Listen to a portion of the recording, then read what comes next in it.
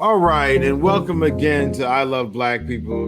And today we have an amazing, dynamic brother, brilliant, visionary, courageous. I mean, if I had any more adjectives, I would probably share them and maybe not do them justice. Become a Prime member today by visiting iloveblackpeople.com and receive a free I Love Black People t-shirt, Black Survival Guide, and become a part of our I Love Black People network, which comes with a global safety toolkit, nomad health insurance, Pan-African certification classes, and so much more. Go to iloveblackpeople.com now. That being said, I just want to welcome our good brother, Isaiah Jackson. Thank you so much for joining us today. Oh man, thank you for having me, Sinclair. So glad to be on the show with you, brother. Humbly, it sounds like you someplace tropical, brother. Where are you at these days? Oh yeah, down here in Barbados right now, trying to turn this into a Bitcoin island. But yes, traveling a bit for now. Had to had to get out the country just for a little bit, take a break. Well, no, love it, love it. Well, good. Well, I know you. So, why don't you share your story with our listeners and kind of set this up so we can get into the good stuff.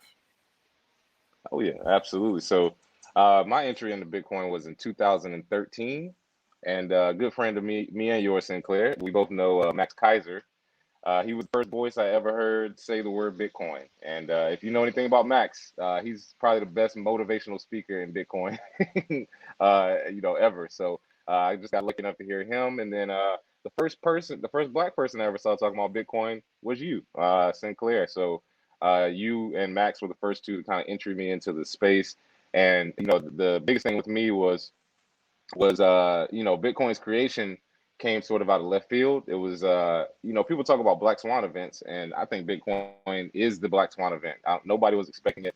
I came out of left field, and my entryway into it was like most people. Bought it, read a little bit about it, started doing a little bit of trading. But the more research you do, the more you realize how valuable Bitcoin is. That's how I got into teaching about Bitcoin, as well as writing the book Bitcoin in Black America, version 1 and 2, and just finding ways that our community can benefit from this new technology, because we got to have a sense of urgency. It's the first time in U.S. history, and that's sort of how I got into Bitcoin and where I am now. Well, first of all, I thank you for talking about that connection, but I think it's very clear the work that you've done and demonstrated has just been really amazing, and as a trailblazer, someone who's been places and doing stuff that hasn't been done before. I appreciate you connecting those dots, but the stuff that you've done, the book, I think just making sure our community is aware. I think you've done more than in any other technological industry. If we had more, Isaiah's in these other areas, AI, VR, I think we all would be much better. I think you are like the prototype of what it takes to actually to join tech and community. And I just wanted to say this, on the show, that you are amazing and a tour de force, like especially when we go through all these cycles and ups and downs and dealing with so much.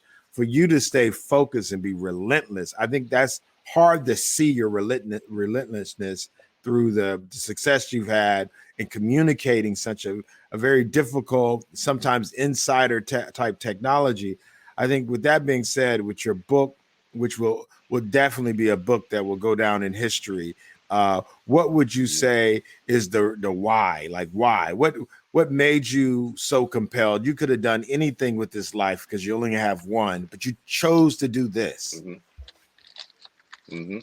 Yeah, so my reason why Bitcoin is important and why I've dedicated my life to it is simply because for the first time in U.S. history, Black Americans have the ability to own their wealth and to not be controlled by the same forces that have oppressed us in the past. I honestly don't understand a lot of times why Black Americans concede to the same people who oppressed you from before, and a form of that is the banking industry.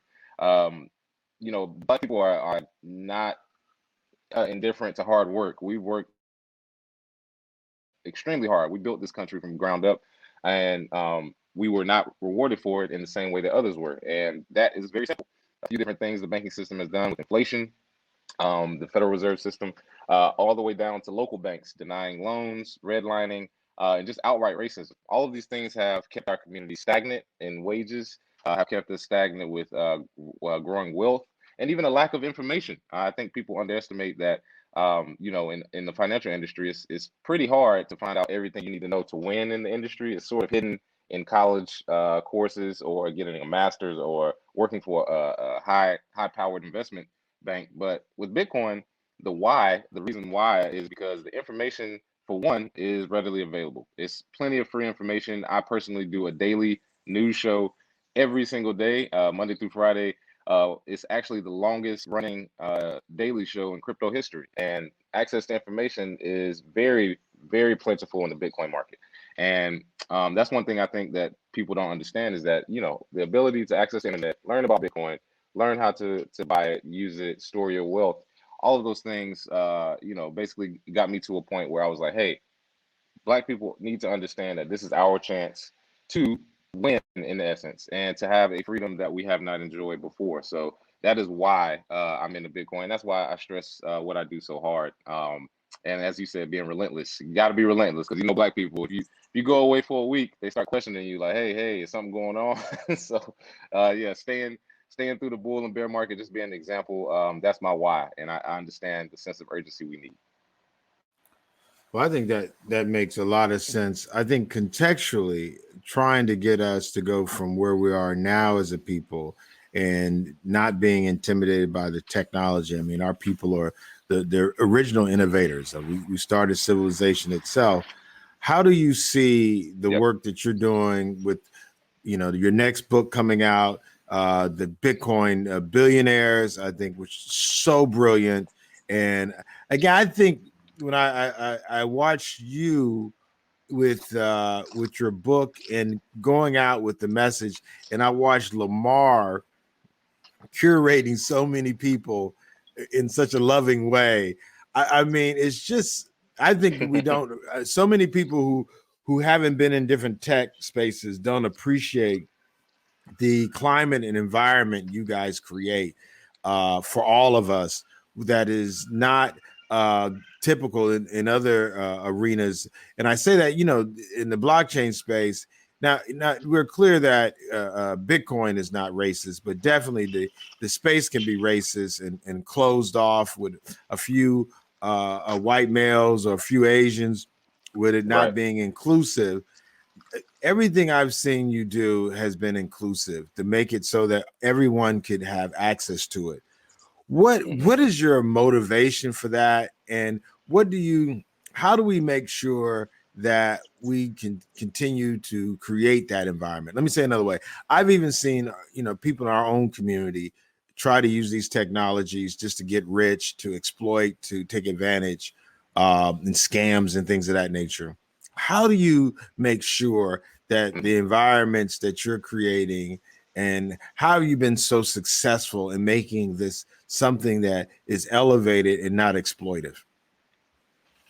Oh yeah. So it has to come from a genuine place. I think we have to start there. Like you said before, some people's intention is to get rich quick. To get Lambos and supermodels and bikinis walking around. I mean, that's fun and games. It's like a movie for some people, but for me, this is real life. And um, I just think that one of the things that motivated me to make sure that this message was getting out the way it is was going to conferences. And I'm sure you had this experience going to conferences and being the only Black person for years. It was baffling to me that something that was so open, it's open source, open information. Even meeting the people, they'll tell you exactly what you need to know. It was just baffling to me that Black people were not getting this message. So I knew that, me and Lamar, with making the Black Bitcoin Billionaires, for example, on Clubhouse. It is the biggest Bitcoin group in the world on Clubhouse. And the reason I think that has happened is because it came from a genuine place. We realized that Black people were not, at the forefront of this revolution. However, we understand that in our community, if we make it popular, if we make it hot, everybody comes running. And I think that's what we're starting to see. And that's why we give our information how we did. We educate as well as give away money. I've given away, I can't even count how much Bitcoin I've given away over the years, simply because not only do we want to teach you about it, get you some skin in the game, let you use it, let you see how it works. I think because we come from a genuine place that brings people back, that builds our community, and then we have basically a marketplace of ideas. So I think that was my experience, and that's why I think our message comes off as it does.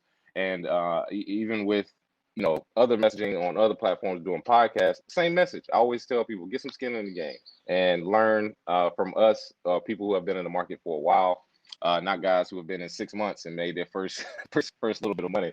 But yes, I think it has to come from a genuine place, and I think I've definitely tried to do that over time, and will continue to do that for the rest of my life.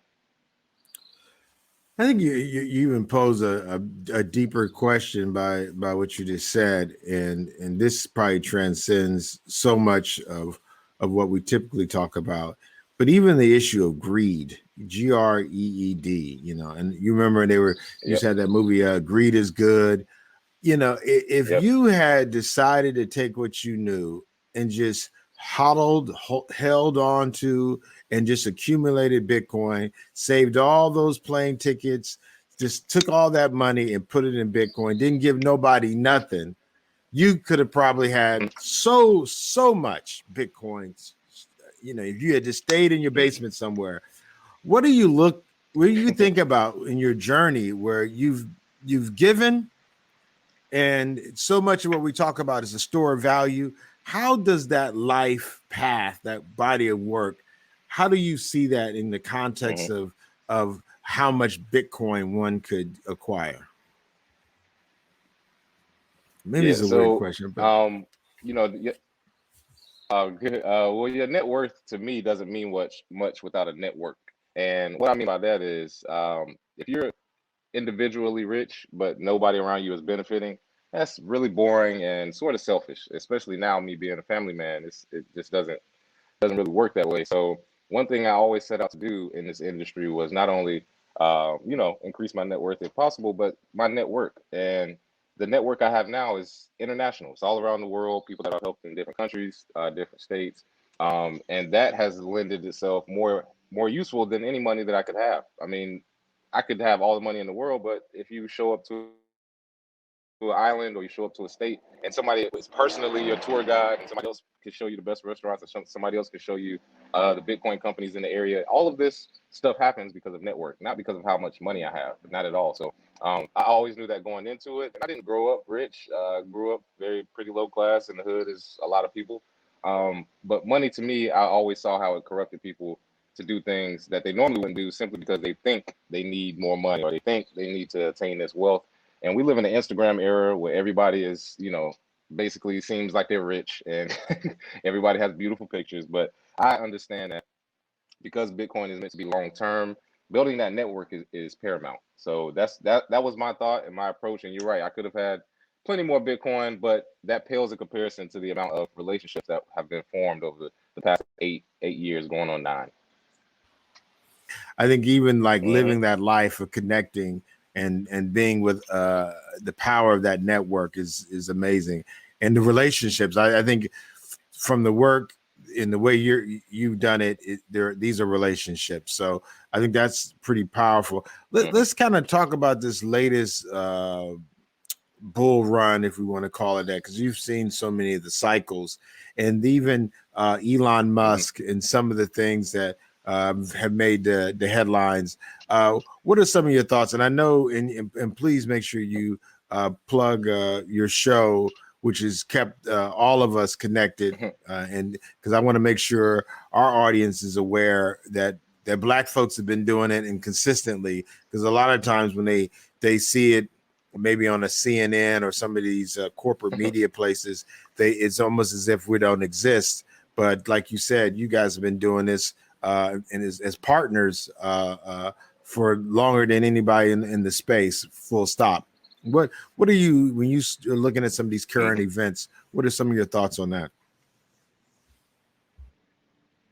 Oh yeah. So first of all, I mean, don't get me started on Elon. It's just first of all, Bitcoin doesn't need Elon Musk, and I think that is the realization that a lot of new people did not understand. They thought because billionaires buy it that it somehow made it more legitimate. When in reality, people like myself, you, Lamar Wilson, Nigel Roberts, who out at Crypto Blockchain plenty of Black people in this space have been doing the work, have had platforms.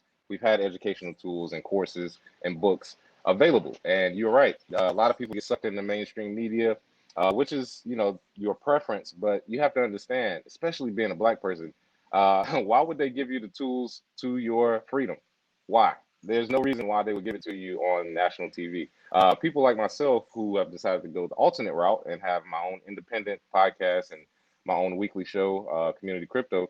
I've done these things simply because the information is there. It's just you can't rely on billionaires to give it to you. And Elon Musk, right now, he still has bosses. Most of his business is created from U.S. subsidies, government subsidies. So he still has a boss. He has to come out and say what he has to say when he's told. Unlike me, I don't have anybody that runs me. I don't have a boss that's telling me in my ear, "Hey, you can't say that." That's the difference. So would I rather be who I am now and a free man versus Elon? Absolutely. Simply because I can get the real message out there and I don't have to flip flop whether or not I believe it or not. So that's one thing. And then as far as Bitcoin long term, I want people to understand that if you're going to get the information, you have to understand your source. And if your source is the same media that has demonized Black people for years, you should really look inward and wonder, why do I believe these people? Why is what they're saying relevant to me when in reality, the same demonization that happened with Black people for years is what's happened with Bitcoin. First, they hated it. Now everybody's jumping into it and loves it. I mean, we can bring up some old clips of them saying, what is a Bitcoin? And it won't last. It's a collectible. It's a Beanie Baby. It's tulips. And then they turned ship as soon as Bitcoin's value has proven itself. So after seeing three major market cycles and seeing the news that comes with it, I just want to encourage anybody listening to stop listening to mainstream media. They do not have your best interests at heart, and anything that they say should be taken with a grain of salt. In fact, I have what I call a contraindicator. Anything they say on CNBC, I do the opposite because I'm usually right about 90% of the time. Go ahead. Now, I think what your point, and I think just what we've lived in as a life. When I, I'm an extremist. When I talk about white supremacy ideology, it's kind of an ideology that elevates idiots and minimize brilliance, like literally just to justify this false thing called race. It literally creates a whole bunch of fictions that just never ever were true. But yet they spend a lot of billions of dollars making me eat Big Macs, and I eat Big Macs, and I'm eating them, and they're not really the best way to eat beef. But yet they got them on TV and they got the little jingle and whatnot. And next thing you know, I'm eating them, and I'm thinking I'm doing something good for myself, and I'm hurting myself. So I think the point that you're making about how they'll elevate people, what was the Public Enemy?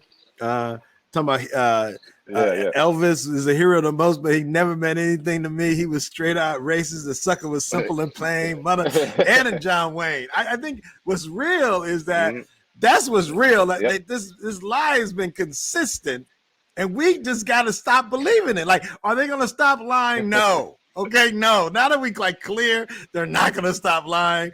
Let's just stop believing them. That's okay. That'll make us weird. Like.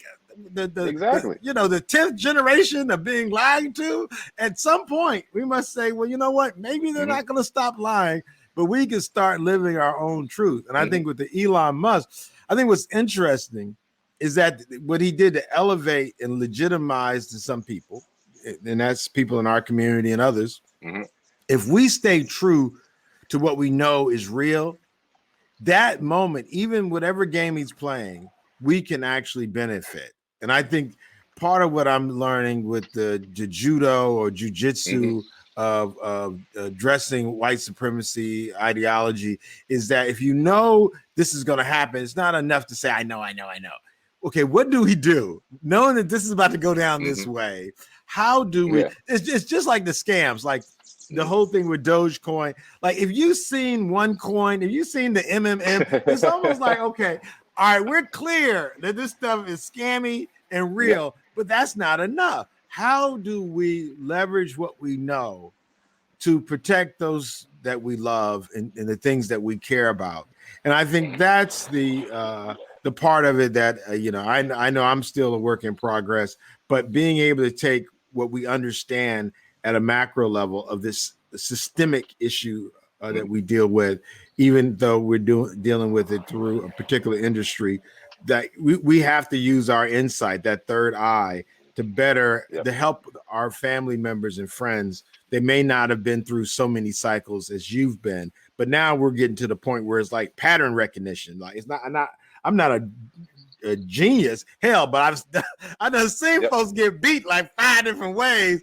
Like, you know, a Ponzi scheme is a Ponzi scheme. You know, the hustle could be all kind of things. So I think what you're saying with Elon and how they even elevate, you know, Europeans as being super smart, and so that means everything they say is true. I think we can definitely learn from history that that's not true. What are some of the things that inspire you in some of this current stuff going on? What are some of the things that are like, man, this is hot and new, and you know, I wish I had more time to even focus on it? Because sometimes the hot stuff, you know, when you already, you know, like how people talk about sharing ideas and they think you're gonna drop your dreams and pick up theirs. Like, it's already hard to get the stuff that you already planted and put in the ground and get it, you know, harvested, to drop it. But what are some of the things like, man, if I had some more time, I'd be all over this? Oh yeah. So the two biggest things I think that have happened, Lightning Network is very interesting. I've been deep diving in that probably the last year and a half. I have a couple Lightning channels available now. So Lightning, if I could drop everything and just focus on that, on building channels and getting other people to get Lightning channels, I would do that.